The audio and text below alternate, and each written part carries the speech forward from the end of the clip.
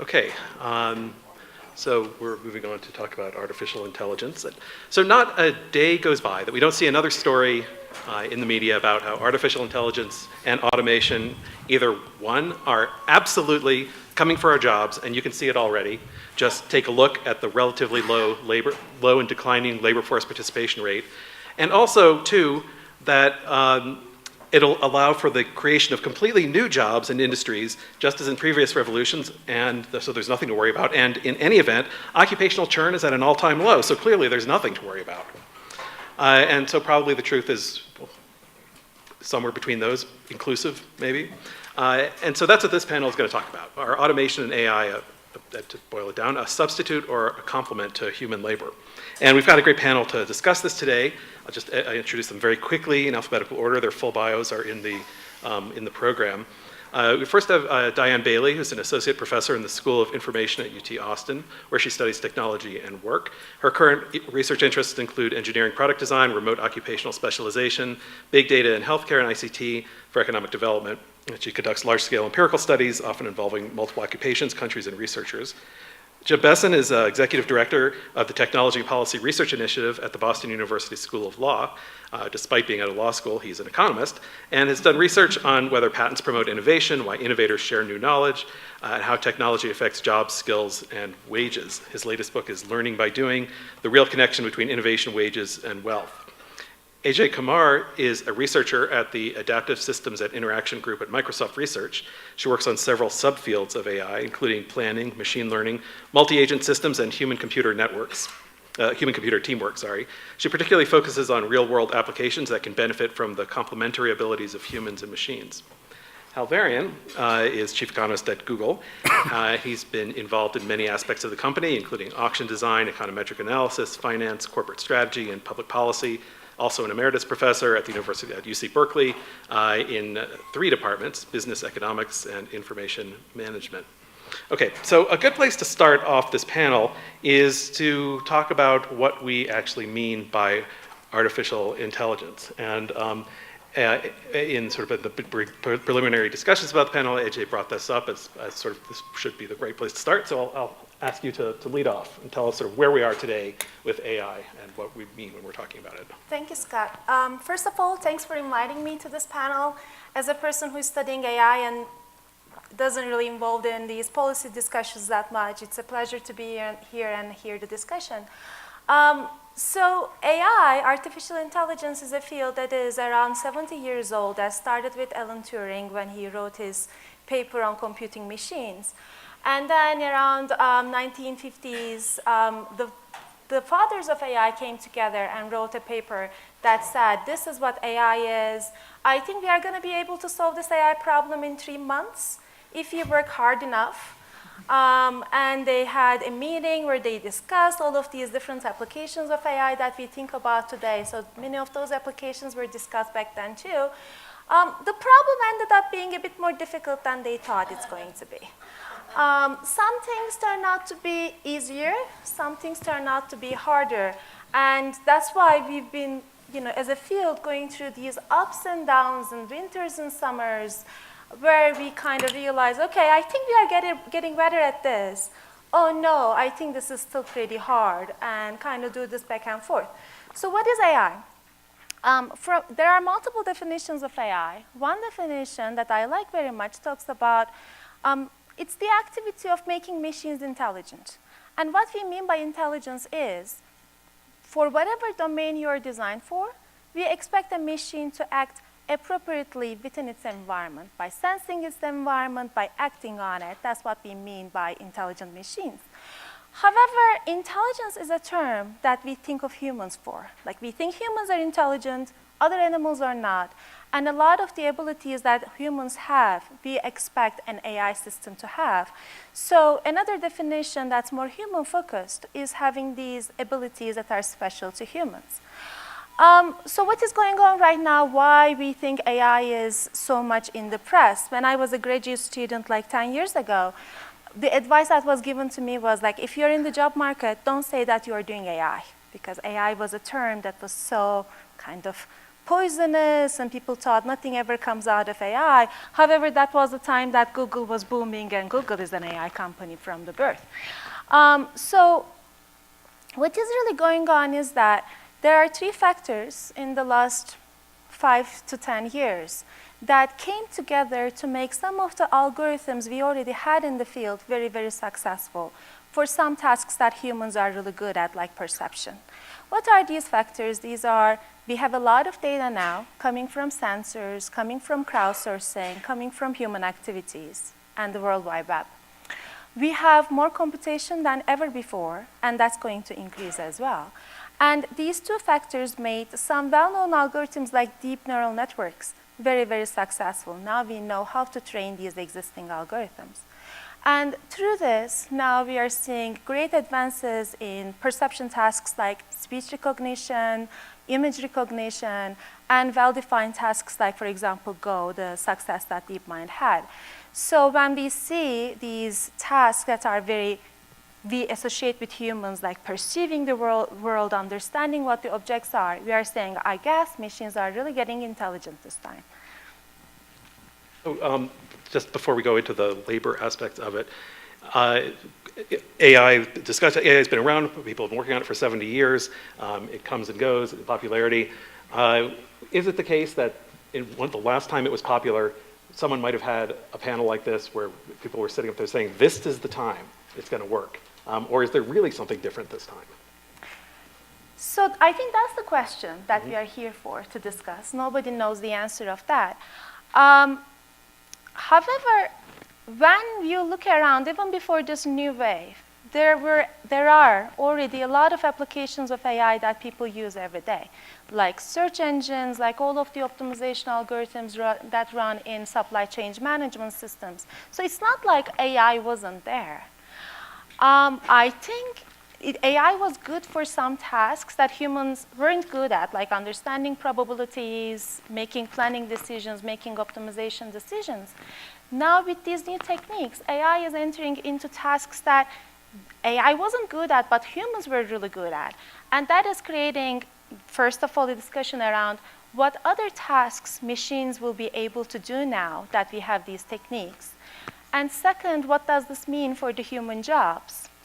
And that is something we need to see. However, there is another discussion, which is, does this mean that we are getting to general artificial intelligence? Which means I'm going to have one AI technique that's going to become so good that without much customization, I'm going to be able to solve all AI tasks. I don't think we are getting there, and that's my personal opinion. Okay. So let's, Jim, you've been writing about labor and AI. So tell us your view. Are we going to be jobless? And is that good or bad? Not in the next 10 or 20 years. So we've actually had AI in the workplace, in the marketplace since, I think, 1987, where AI systems were used to do fraud detection in credit card systems. But we've had computer automation, some of which isn't so different from AI, since the 1950s. What's interesting is that we're seeing an acceleration both in the scope of things that AI can handle, and maybe in the pace at which it's addressing them. So it's about automation and what's the impact of automation. And we perennially have, I think, a basic, many people basically misunderstand what automation means for jobs. It's commonly assumed if a job is, some tasks in a job are automated, that jobs are lost in that occupation. And that's simply not true. We can look at manufacturing, and yes, we're very well aware lots of manufacturing jobs have been lost to automation. In the 1940s, there were nearly 500,000 textile workers, cotton textile workers in the US, and now there are only 16,000. And most of that difference is from automation. There's some from global trade. But that's clearly had a dramatic effect on many communities and on many workers and their families. But the thing to remember is automation can also increase jobs. And in fact, we only got to have 500,000 textile workers because for the previous 100 years before 1940, automation was accompanied by job growth. well, this seems strange. How can automation sometimes create more jobs and sometimes eliminate jobs? And what's going on and what does that mean? And it comes down to demand. When you look at something like textile automation, at the beginning of the 19th century, the average person had one set of clothing.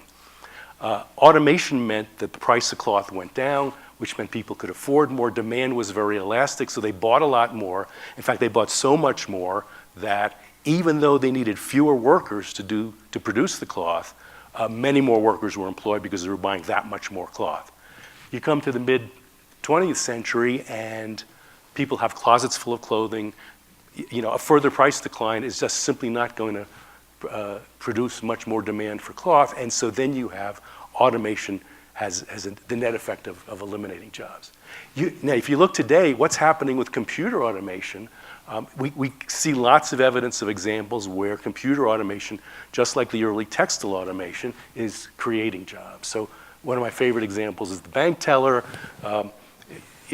There's a great untapped demand, or there was a great untapped demand for getting cash at remote locations. The ATM machine came along, and people assume that's going to wipe out the bank teller. In fact, we actually have more bank tellers since the ATM was installed in numbers, and the reason is it made it cheaper to operate a bank branch. Banks could open up more branches and serve more people. There was a market demand for that, and so they just built so many more branches that even though they needed fewer tellers per branch, they were employing many more. And that's, I think, the pattern that we're going to continue to see in many sectors of the economy, not in manufacturing, over the next 10 or 20 years, and that's basically what I think the immediate response is going to be to AI as well. So I know, Diane, you'll have response to that, but before we go to you, you say that even accelerating change in AI will generate more jobs more quickly. But that's completely, that's counter to what some others say about the role. So Eric Bridholfsen, for example, who spoke here a couple years ago, says that one of the differences is that the rate of change isn't allowing industries to catch up, and allowing the labor market to catch up. You're sort of saying exactly the opposite, right? That the faster the change is, the better it will be. Yeah. So, well, there's two things. Yes and no. So a faster change will actually, if you have elastic demand and you're making a faster change, you're going to, so that productivity improvements are bringing job growth. If you make faster productivity improvements, you're going to have faster job growth, at least for the period of time where that's occurring. It's going to be disruptive, though, in another sense. And so I don't mean to, I maybe was overly optimistic in the way I describe things. When the question is, are we going to see mass unemployment in the next 10 or 20 years, the answer is no. Are we going to see lots of individual jobs destroyed? Yes, but we're going to see jobs destroyed and others created. As that pace accelerates, that's disruptive. Those textile workers in North Carolina need to find jobs, need to have skills. There are jobs opening up in the rest of the economy. And same thing everywhere else. We are seeing and will continue to see jobs eliminated. So the acceleration will put more stress on our ability to transition people, to retrain them, to relocate them. Diane, I know you're much more less optimistic. Well, I would just push a little bit by asking this. In 2004, a guy named Gordon Lafer wrote a book called The Job Training Charade. And what he talked about was that we were losing a lot of manufacturing jobs, and the way that we talked about that was, well, these people need to be retrained into other jobs. So, for example, we'll train them to be bakers and work at the supermarket and the bakery. Well, it turned out that there's only so much bread and pastries that we can eat, and that there weren't enough of these other jobs for people to take. And that the language of job retraining started to change from teaching people new technical skills to enter different jobs to focusing on what they called soft skills. And people started to be told, well, the reason that you have a you don't have a job isn't because you're lacking some technical skills, it's because your communication skills aren't very good or this kind of thing, you don't work well in a team. It started to put the onus on workers for their lack of soft skills rather than recognizing that we'd had a structural shift in the economy and what kinds of jobs were available. I was asked about 2 weeks ago to sit on a National Academies of Engineering panel to talk about engineering workforce and how they needed to be more adaptive to survive in this new economy that we're going to be seeing. And I work at a large public institution, University of Texas, so getting an invite to sit on a National Academy of Engineering panel is kind of a big deal. It means I can put it on my CV and next year you might get a 3% raise instead of my 2% raise, okay? I had some skin in the game. But I turned it down. And I turned it down because I told them I didn't believe in the premise of their panel, okay? That I felt that they were putting the onus on engineers to become more adaptable, learn new skills, be a quick learner. They're telling all of us these things, rather than saying, you know what? We're gonna start seeing some really fundamental shifts in the economy, and maybe we ought to start planning for that. As all of us, not just us individuals running around suddenly becoming more adaptive, better quick learners, moving up the scale. Because there's only so much room at the top. If what we think about AI might be true, there's only going to be so many jobs up there, and not all of us are equipped to go up that analytic and conceptual ladder to take those jobs at the top. So that worries me, what's going to be left for everyone. So,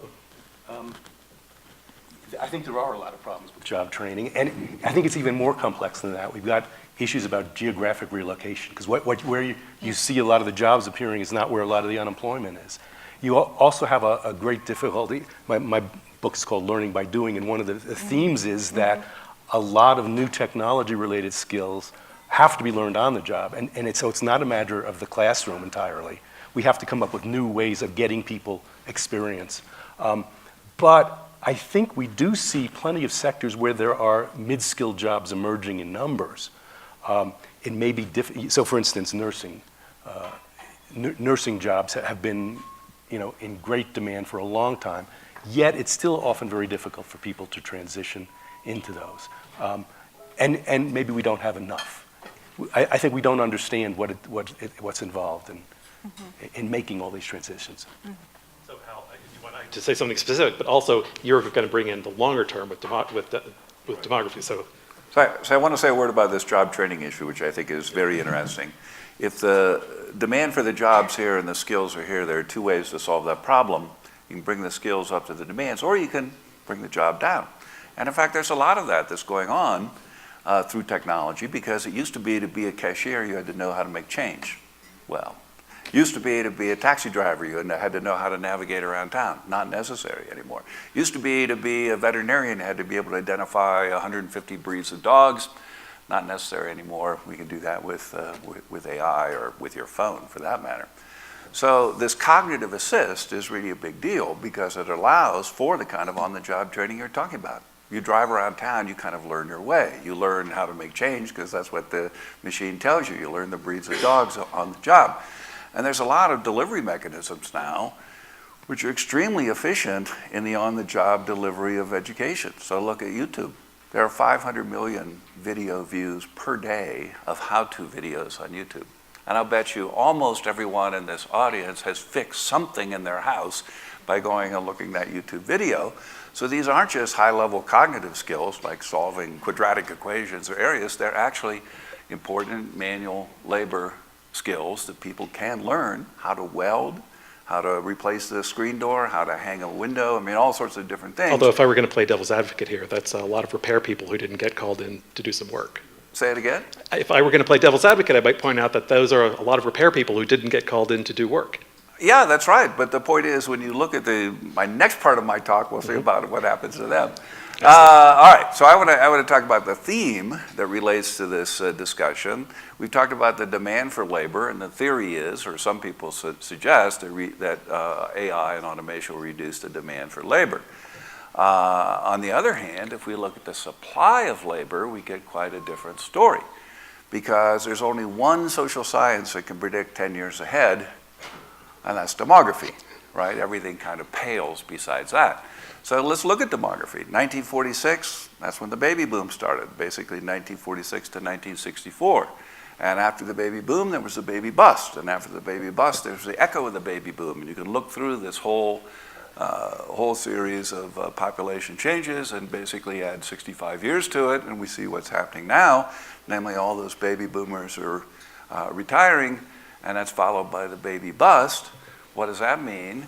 Right now, the labor force is growing at half the rate of the population. In the decade of the 20s, you're going to see the lowest growth in the labor force ever, since they started measuring it around World War II. If you look at the labor force, if you restrict immigration, the labor force is actually going to decline. Now, all those baby boomers are retiring. They expect to continue consuming, right? But you need some workers somewhere to be producing the stuff that they need to consume.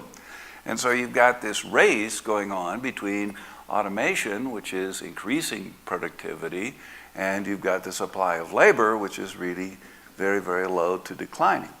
And we've got it good in the US. Go look at China, Japan, Korea, Germany, Italy. They're seeing outright declines in the labor force, and it's very, very worrisome from the point of view of the future of their economies. Now, look at robots. So what countries have the most investment in robots? Guess what? China, Japan, Korea, Germany, Italy. They have to have those robots. They have to have some improved efficiency, some improved productivity in order to produce the stuff that their population is going to be demanding. So that's true as a worldwide phenomenon.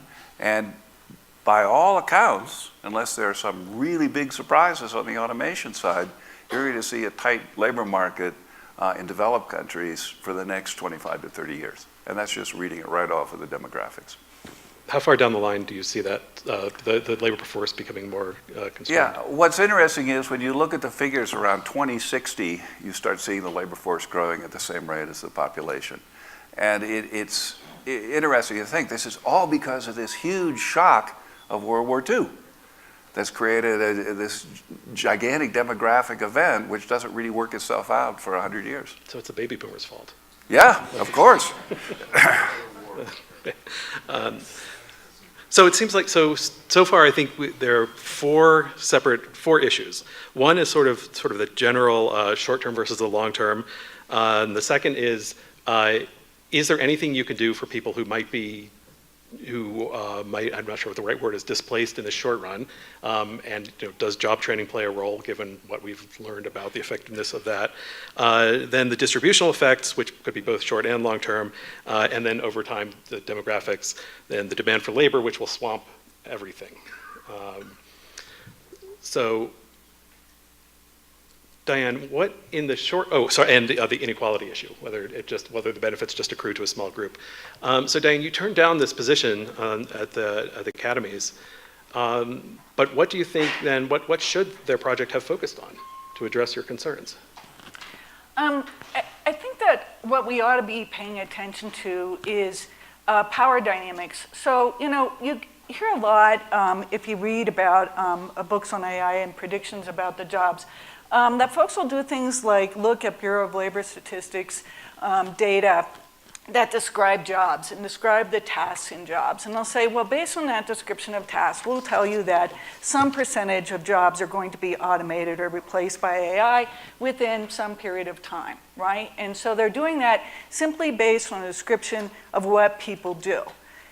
No job is just what you do. Every job takes place in an environment that's surrounded by, for example, all kinds of occupational norms and perhaps regulations. So I spent a decade studying how engineers are using new computational techniques and software, things like finite element analysis, because I wanted to understand how it was changing design and analysis in that field and what it was doing to the workforce. I'll just give you two quick examples that kind of point out issues of power and when workers have power and how they can control technology choices that are made for them and when they aren't in power.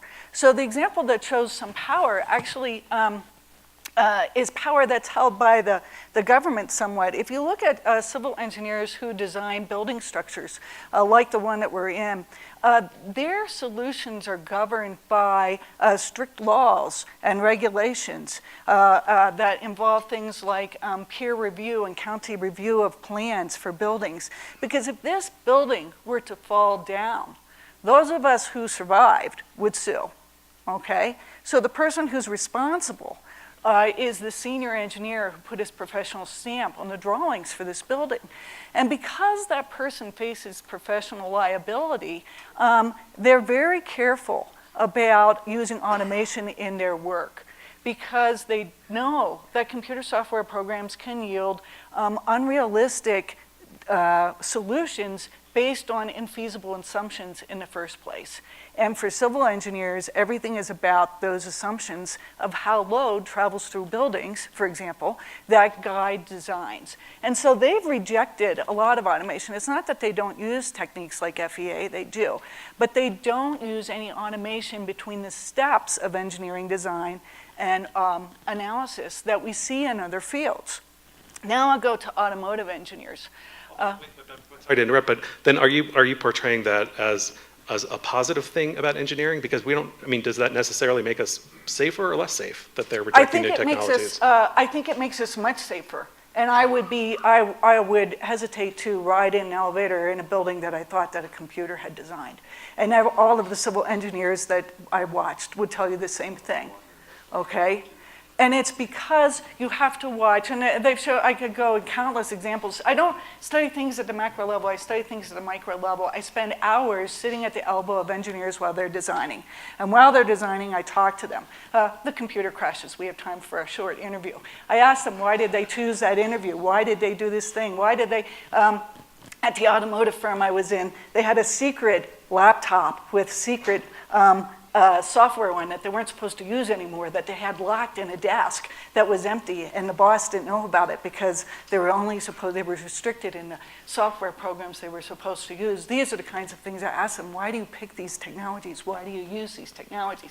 So I think it's a good thing that the legislation was there, and the civil engineers took safety. They didn't take it as a harness and something they wanted to shake. They took it as an ethical obligation and something that they were proud of, something that made them different, okay? Automotive engineers. Automotive engineers do not have the same kinds of things guiding their work. Yes, they have the National Transportation Safety Board that tests vehicles, but there's no stamp that has to be put on them. The vehicles just have to pass these government tests.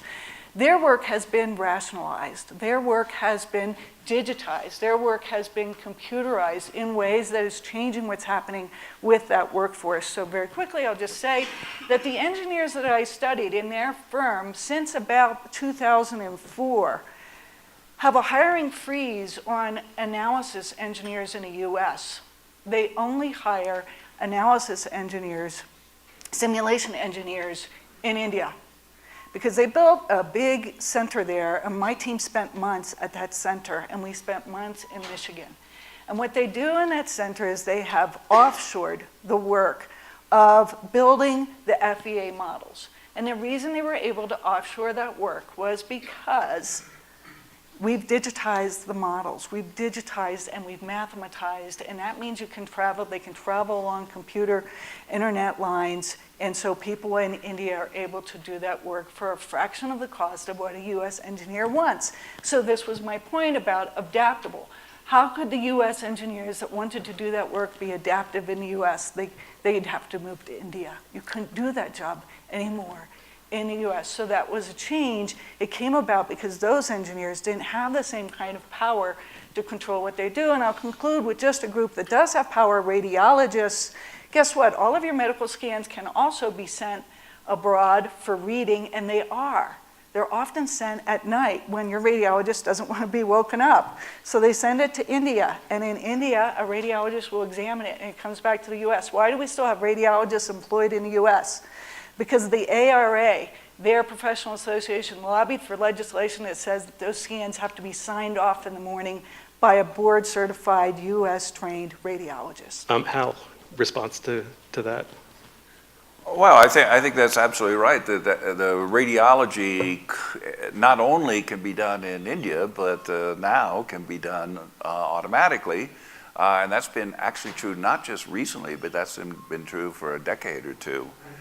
Because in a lot of cases, recognizing the malignant cell or something like that is really pretty straightforward and can be done by even relatively untrained labor. Now, there are border cases and lots of things where you might want to have some adult supervision of the sort you were describing, but then adult supervision can also be turned into basically exercising exclusionary power to keep a privileged position.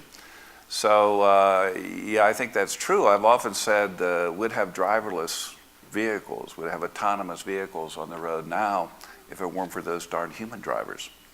Not to mention the pedestrians, which are even worse. Yeah, and bikers. If you have a controlled environment, then you can, like a freeway, like an expressway, a controlled environment, it's really possible to have autonomous vehicles right now, and it was possible to have autonomous vehicles at least a decade ago in that context. It's dealing with all the exception handling that's a problem in many of these cases. Yeah, that's a good place for you to jump in. So when we hear discussions about AI, there's a lot of discussions about like super intelligence or like taking all jobs away. But I worry about something more short term than that, which is as AI applications enter the society, these applications, AI algorithms have their problems too. And how are we going to be handling these shortcomings of AI algorithms is going to be the determinant of how we get value out of these technologies. So I mentioned at the beginning that deep learning is one of the reasons that there is this new excitement about AI. However, that excitement comes with a downside. These algorithms are very hard for people to understand. So when these algorithms are making a prediction, and this relates very much with Diane's comment about, oh, if I know when my algorithm is doing the wrong thing, then I can override it.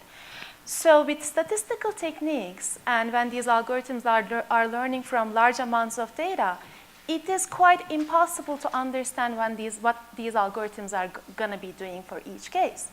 On top of that, these algorithms get updated pretty often. For example, Tesla cars. Their algorithms about how they are going to be driving gets updated pretty much every week. And as a driver, you are expected to understand this week, how should I trust my Tesla? So there is a big transparency problem between the AI algorithm and either the user or the controller or the supervisor of this algorithm. And we need to do a lot of work to make that layer transparent in the sense that we can actually create a trustworthy partnership between the human and the machine so that they can work together. So that we can get to that case where, okay, I know my algorithm is not doing the right thing, I should override.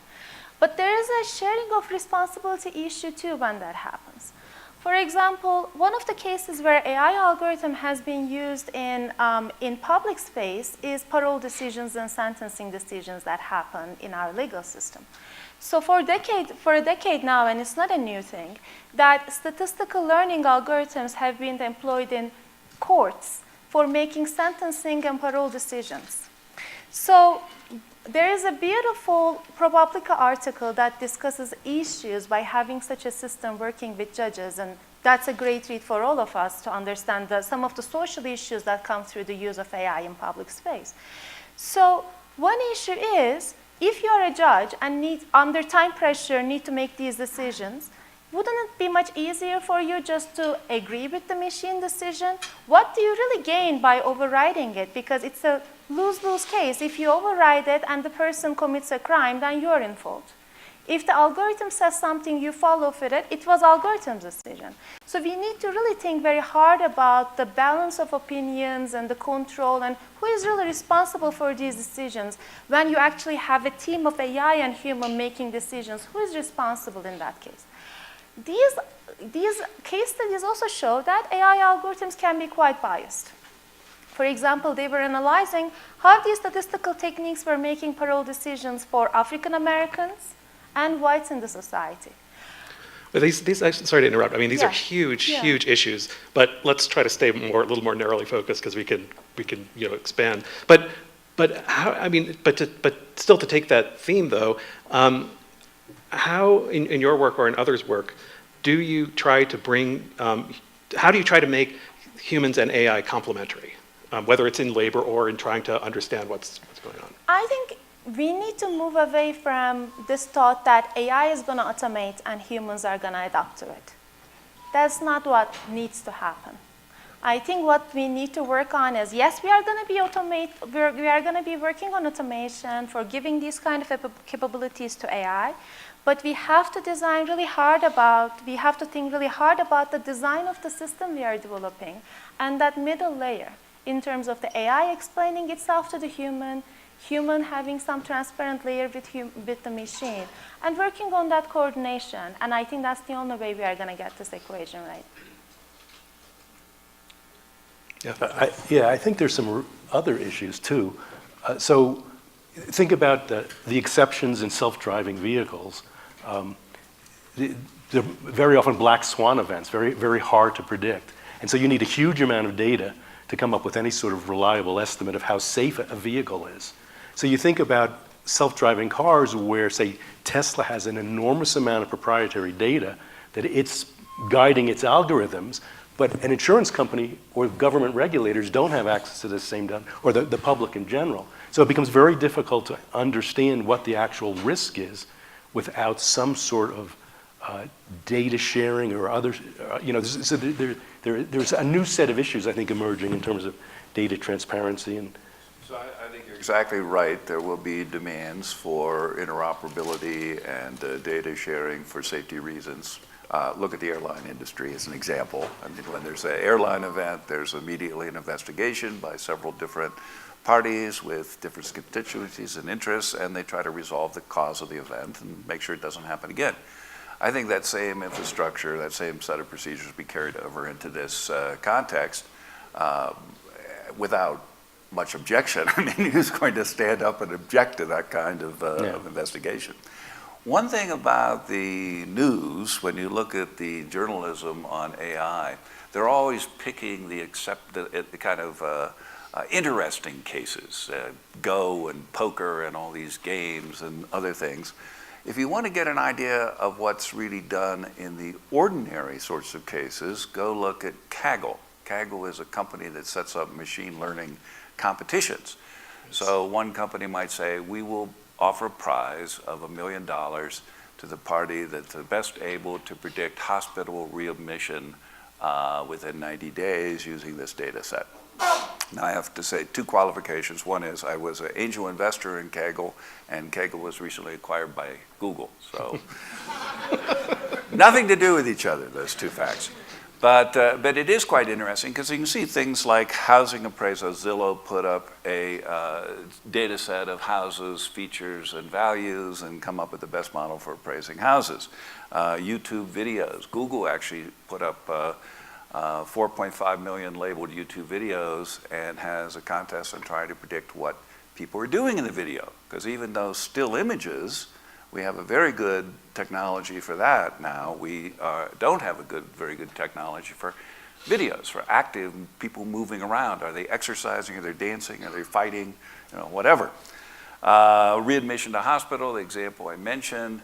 Recognizing leaves, counting plankton. I mean, there's just all sorts of applications, 230 some applications, and you can get an idea of what is actually going on in ordinary business practice. And it's quite interesting what's happening there. So I think we're going to see this diffusing, and there will be the really exciting cases like the driverless vehicles and the humans beating Go champions.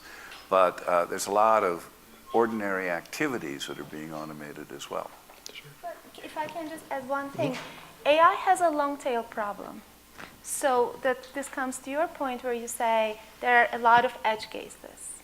In the real world, AI has to deal with a lot of edge cases, and if you look at all the cases where we have a lot of data, if you look at the distribution of the data, for some cases we have a lot of data, but as the cases get more edge and edge and edge, we have less data.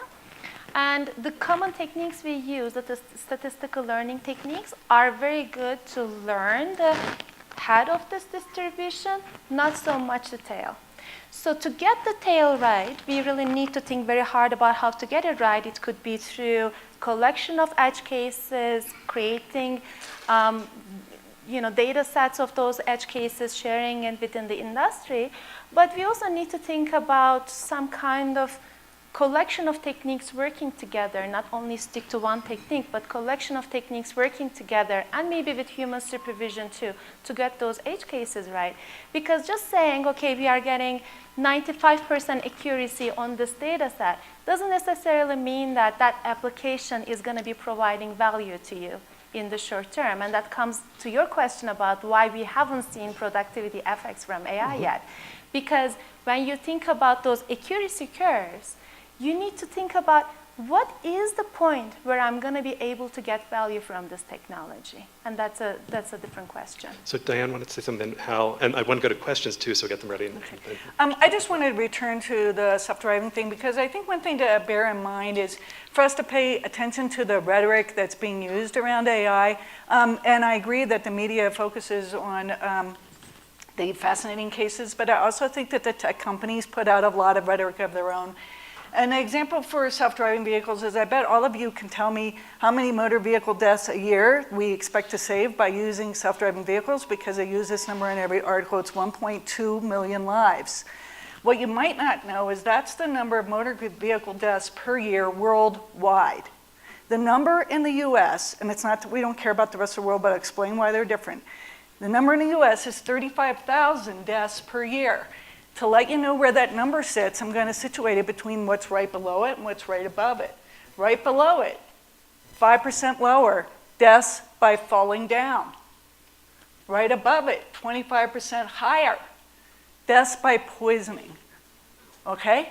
We don't see AI solutions for falling down or being poisoned. We see AI solutions for motor vehicle deaths. Well, let's talk about motor vehicle deaths. They reached their peak in the 1970s, and they've been decreasing ever since. And why have they been decreasing?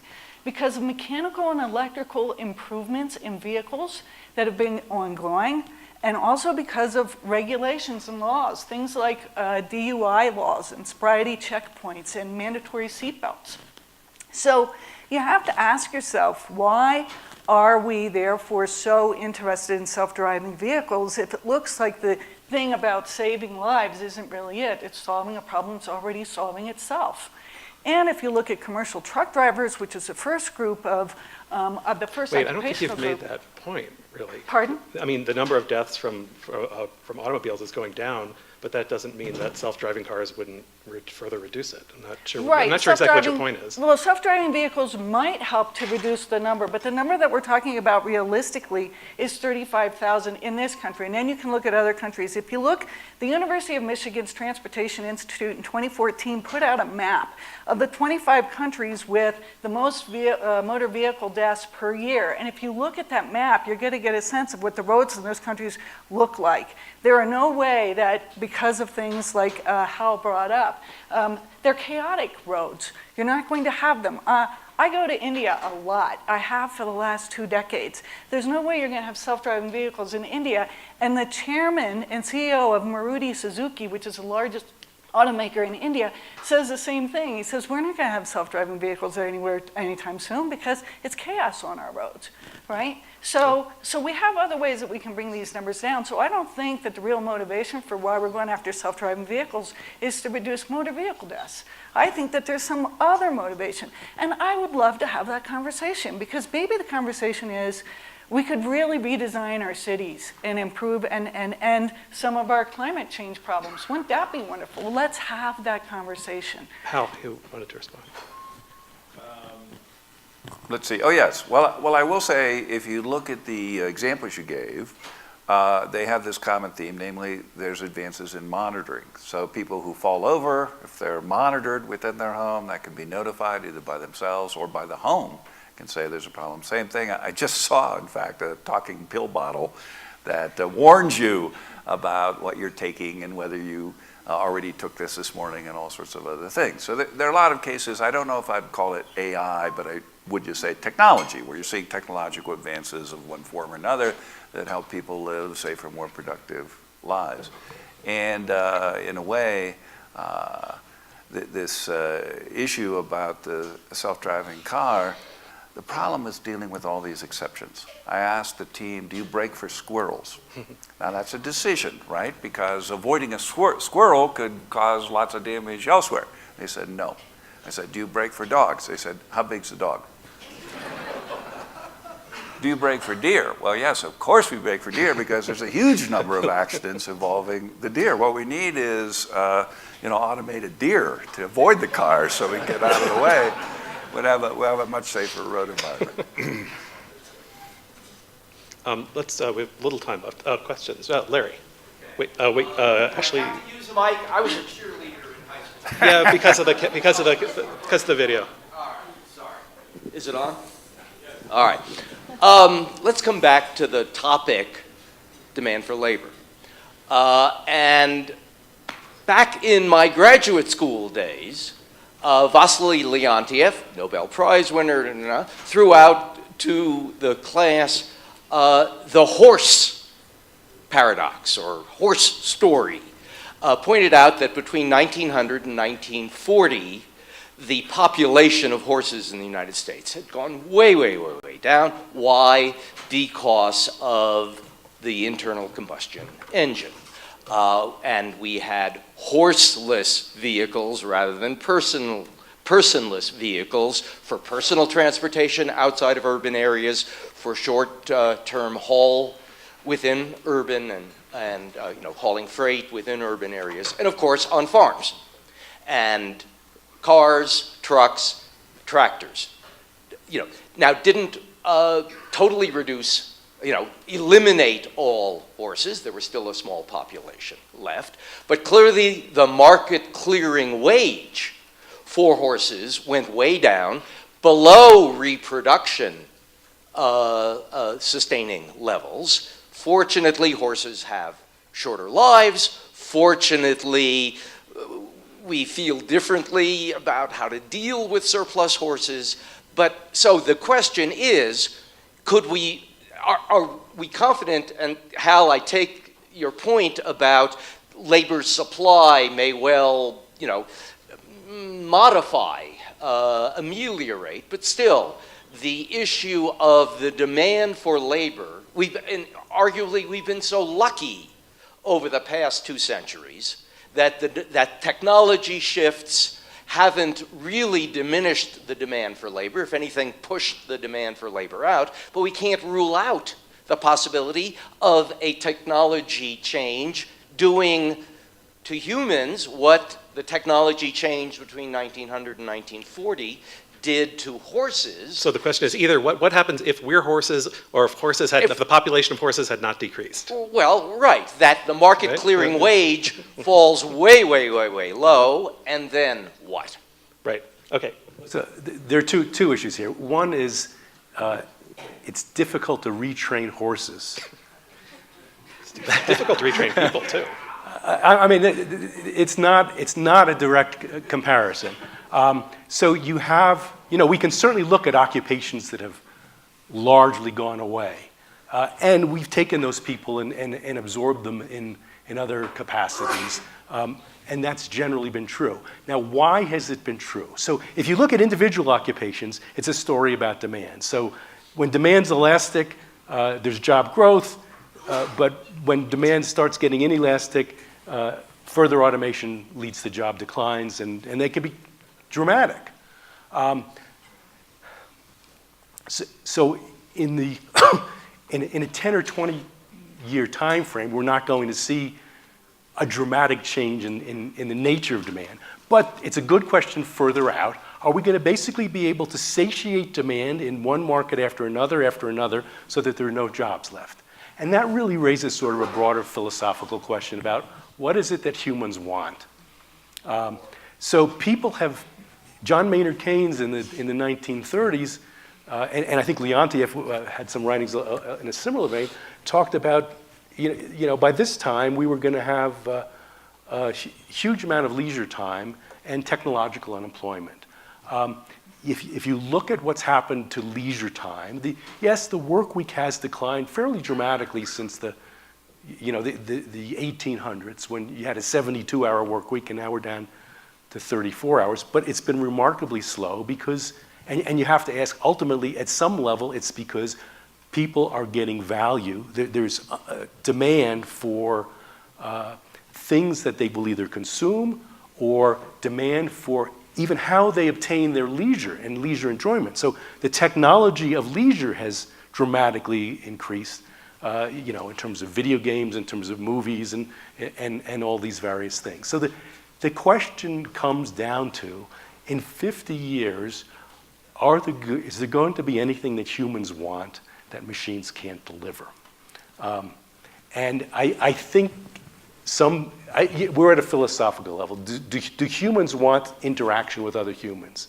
Do humans want, is the personal role an important aspect of what humans want, both in terms of what they're doing for gainful employment and in terms of how they want to consume? And I don't think I would deign to answer that, but I can simply point to some very bright people like Keynes, just had a very hard time imagining all the additional things that humans might want that might cause them not to have a 10-hour work week. Hal, you want to say Yeah, that? I just wanted to say a couple follow-ups on that. One is 80% of the U.S. economy is services. So clearly people want to be involved with other people because there are lots of those services you could automate pretty easy. I don't really need a person to lead me to my table at the restaurant. You could flash little arrows on the floor or something to make that happen. But we want that, okay? People want those services. On the work week, nothing's written in stone about a 5-day work week. Mexico, if you look at the OECD countries, work week in Mexico is 45 hours, in the US 37 hours, and the Netherlands 30 hours. France is slightly behind at about 33. So you can take some of that increased productivity and leisure if you want, absolutely, no question about it. And you would get very few objections, I think, if people said, hey, let's have every weekend be a 3-day weekend, which is pretty much what's technologically possible today. That could easily happen if people chose to move in that direction. And finally, I want to say one last word about the first invasion of the robots. First invasion of the robots was around the 1880s to 1910 or so, and it's domestic robots. It's washing machines, it's dryers, it's dishwashers, it's lawnmowers, sewing machines. All of those mechanical innovations have made home work far, far more productive, and so you saw women in particular, as Deirdre mentioned, shifting from the household into the labor market. And you've seen this tremendous increase in output on a household basis, partly due to that kind of innovation, like in automation. Yeah. Well, I've introduced myself as an economic historian, and beside the secret handshake which we have, we're supposed to tell people about how things were the same in the past.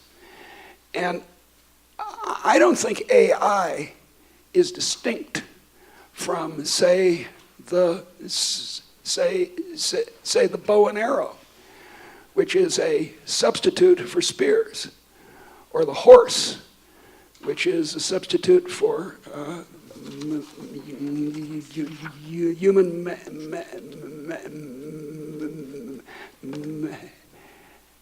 messengers on foot. And of course these technologies have implications. The horse was an instrument of the aristocracy because they were expensive to maintain for a while. But I think on the whole, these robots, which is what a shovel is. A shovel is a robot. A scythe is a robot, are to be viewed with optimism. And here's a number which ought to be in everyone's mind. It's not true that the number of jobs created or lost in the United States are what's reported every month, about 200,000 jobs when things are good, minus 200,000 jobs when things are bad. In fact, every year, 20 million jobs are lost in the United States. This is in a workforce of 160 million. So there's a tremendous amount of churning, quite appropriately. In 2000, there are 130,000 people employed in video stores. So I urge you all to be of good cheer. I think we probably will have time for one more question. But also, I just wanted to point out that actually comes back to something that AJ said right at the beginning, which is whether we're moving towards, I think you called it a general artificial intelligence, right? Is it a general purpose technology or is it a shovel? And there's a huge difference between those. Yeah. Can I just push a little back on that, Deirdre, because I want to know then if you're rejecting, Eric Brynjolfsson and others have argued that if we look back at other technological innovations, like the McCormick Reaper is an example he uses, yes, it transformed agriculture and threw a lot of people out of work, but because we didn't have simultaneous innovations going on in other industries, there were places for them to go pretty quickly. And his argument is that what we're going to see with AI is simultaneous innovations across all industries, so there's like nowhere left to run. Would you say that you don't agree with that idea? No, and I'd like to know how he knows that. How he knows that they're happening across. I think he's looking even at the present. Okay, how does he know the present? I mean, if he's so smart, I'd like to see why he isn't rich. These are highly unpredictable things. No one knew that the invention of gunpowder in China would radically change the position of the armored aristocracy. I think we need to wrap up. So we'll take a short break, let's say 10 minutes, and then we'll start with the next panel, because if the next panel goes over, then we're going to miss the eclipse, and we won't let anybody out to go see it. So be back here by 10:20. But join me in thanking the panel for what I thought was a good discussion.